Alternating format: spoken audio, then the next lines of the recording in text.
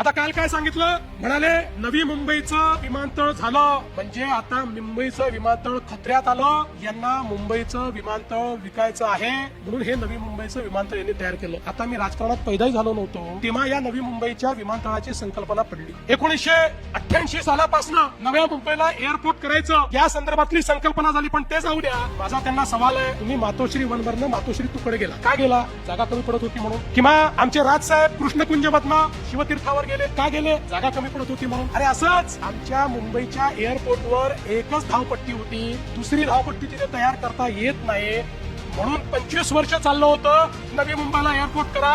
इतके अहवाल आले, तुमच्या काळात अहवाल आला, प्रत्येक अहवालाने सांगितलं मुंबईला जर नवीन एअरपोर्ट दिलं नाही तर मुंबईचा जीडीपी आता थांबलेला आहे, मुंबईची ग्रोथ थांबलेली आहे. अरे मोदीजींच्या नेतृत्वात 5 वर्षामध्ये आम्ही नवीन एअरपोर्ट करून दाखवला. उसको मिरची लगी तो मैं क्या करू? अरे आता सांगतो तिसरा एअरपोर्ट पण करणार आहे. अरे जर लंडनला 3 एअरपोर्ट असू शकतात तर माझ्या मुंबईला 3 एअरपोर्ट का नाही? कदाचित मी इथे 3 एअरपोर्ट केल्यानंतर तुम्हाला इथे लंडन असल्यासारखं वाटेल आणि तुम्ही इथेच थांबाल म्हणून तिसरा एअरपोर्ट देखील या ठिकाणी करणार आहे. आणि छत्रपती शिवाजी महाराज एअरपोर्ट मुंबई याची क्षमता 1.5 पट करणार आहे, त्याची क्षमता वाढवणार आहे. हा निर्णय या ठिकाणी आम्ही घेतलाय.